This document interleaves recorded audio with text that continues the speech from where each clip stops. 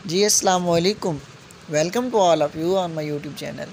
आज हम बात करेंगे एक और लिटरेरी टर्म एपोस्ट्रॉफ़ी के बारे में, जो कि इंग्लिश लिटरेचर के अंदर बहुत ही बेसिक और फेमस है। सो आज हम एपोस्ट्रॉफ़ी के बारे में बात करने जा रहे हैं। बगैर टाइम वेस्ट किए लेट्स स्टार्ट। सबसे पहले देखते हैं कि ये जो एपोस्ट्रॉफ़ी वर्ड है ये ड्राइव्ड कहाँ से है, ये कहाँ से आया है, इसकी ओरिजिन क्या है, फिर उसके बाद डेफिनेशन के बारे में बात करेंगे। तो the word apostrophe which comes from ancient Greek literally means turning away. यानी जो एपोस्ट्रॉफ़ी वर्ड है ये आया है यूनानी, एंशिएंट यूनानी यानी कदीम यूनानी वर्ड है एपोस्ट्रॉफ़ी, उससे ये निकला है। तो इसका मतलब है टर्निंग अवे, यानी एहतराज़ करना, दूर रहना, इज्तनाब करना या मुँह फेरना। ये इसका लिटरली मीनिंग है।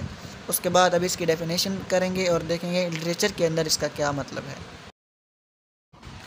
इसकी डेफिनेशन है apostrophe is a figure of speech in which a speaker directly addresses someone or something that is not present or cannot respond in reality.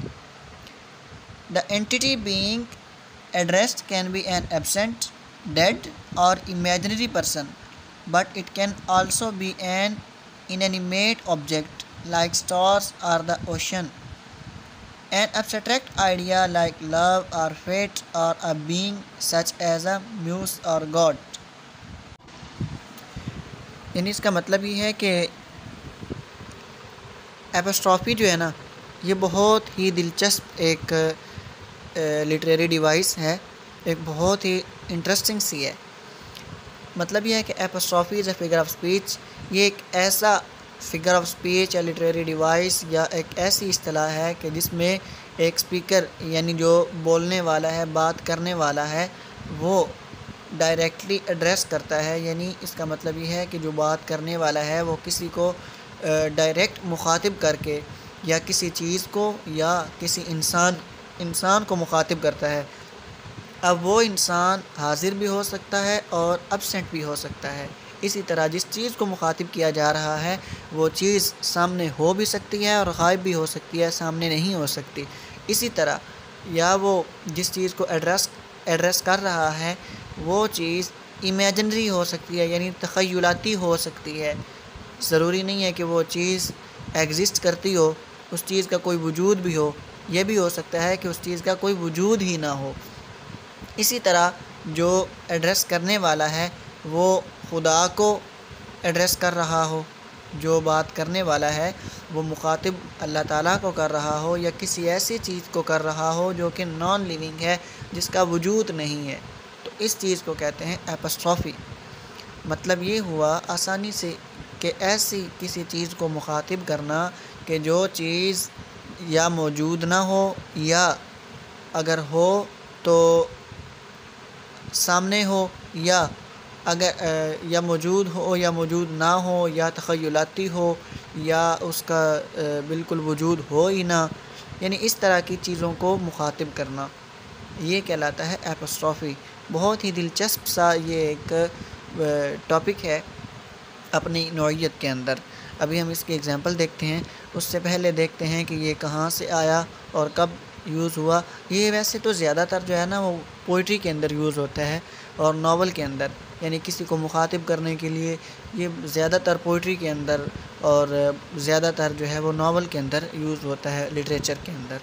तो अभी हम देखते हैं कि ये सबसे पहले ज़्यादातर कहाँ यूज़ हुआ। यानी ये ज़्यादातर रोमियो एंड जूलियट के अंदर शेक्सपियर ने यूज़ किया है और ये उसकी एग्ज़ाम्पल है। उसके बाद ये बताया गया है कि ये ज़्यादातर पोइट्री के अंदर और नावल के अंदर ही इस्तेमाल होता है, लिटरेचर के अंदर। इसके बाद अभी इसकी एग्ज़ाम्पल देखिए।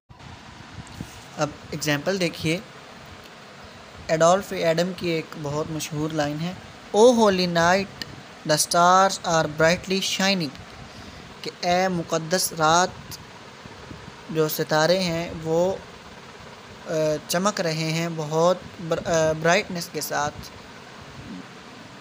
अब यहाँ पे शायर ने ओ होली नाइट यानी रात को मुखातिब किया है। अब रात क्या है? एक नॉन लिविंग चीज़ है। अब ये एक ऐसी चीज़ है जिसको आम तौर पर मुखातिब नहीं किया जा सकता। मुखातिब तो उसी को किया जा सकता है कि जो आपका बात सुनने की सलाहियत रखता हो या बात सुनकर और आगे जवाब देने की सलाहियत रखता हो। तो रात में तो कोई ऐसी सलाहियत पाई ही नहीं जाती।